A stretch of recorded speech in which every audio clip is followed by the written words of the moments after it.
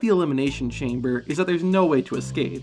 Well, that didn't stop Sami Zayn. The conspiracy theorists began climbing one of the pods to try and avoid elimination. Cesaro wasn't having it and started chasing after Zayn.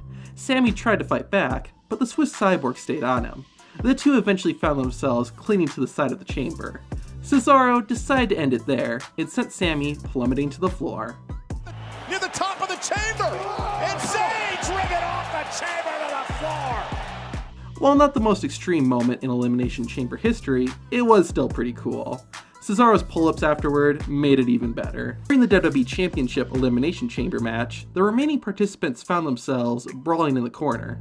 Drew McIntyre was preparing to hit Sheamus with a suplex, but Jeff Hardy and AJ Styles had other ideas.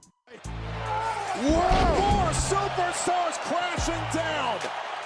All four men came crashing down, but that wasn't the best part. Once everyone was back on their feet, Kofi Kingston crashed the party. Literally. Look out! Kofi wipes out four men! It was one of the coolest moments in the match, but unfortunately for Kofi, he'd be eliminated just a few minutes later. After all the pods had been open, the inside of the Elimination Chamber truly turned into a war zone. Everyone began jockeying for position and tried to gain the advantage. With everyone distracted, Kevin Owens climbed one of the pods and hit a massive moonsault. To the top of the pod, and a moonsault by Owens, taken out. It looked awesome, and it's always cool seeing KO hitting a high-flying move, since he isn't the smallest guy in the roster. After taking out all four men at once, Owens went on a rampage, even eliminating his former friend, Sami Zayn. Sadly, it wasn't enough to win the match, and KO was eliminated later by Jey Uso. Whether you like the WWE Championship Elimination Chamber match or not, I think it's safe to say that the ending was awesome. After AJ Styles surprisingly eliminated Sheamus, it was down to the Phenomenal One and the Scottish One.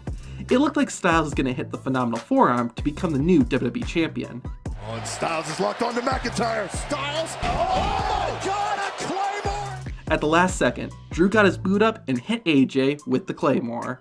Randy Orton clearly had the right idea. Hitting a finisher from out of nowhere is so much cool. Elimination Chamber, Daniel Bryan didn't have to wait too long to receive his Universal Championship match.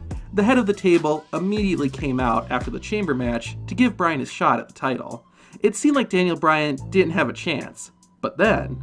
Ready to go, but is he? Roman Reigns! Oh my God! Look at Daniel Bryan! Oh my God! Like that. Look at the yes line's gonna do it! Roman Reigns! For a few seconds, it seemed like Bryan could have become the Universal Champion. However, Roman Reigns fought out the yes lock and quickly ended the match.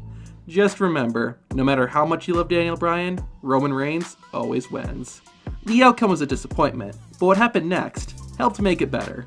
Speaking of which, remember that Daniel Bryan lost the Universal Championship match, but what happened after the bell helped make up for that. Taking a page out of his former tag team partner's playbook, Edge hit a spear from out of nowhere. Oh my God! Spear!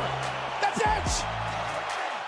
The Radar superstar not only knocked Roman Reigns down a peg, but the Royal Rumble winner also made his decision official. In 7 weeks, Edge will take on the head of the table for the Universal Championship.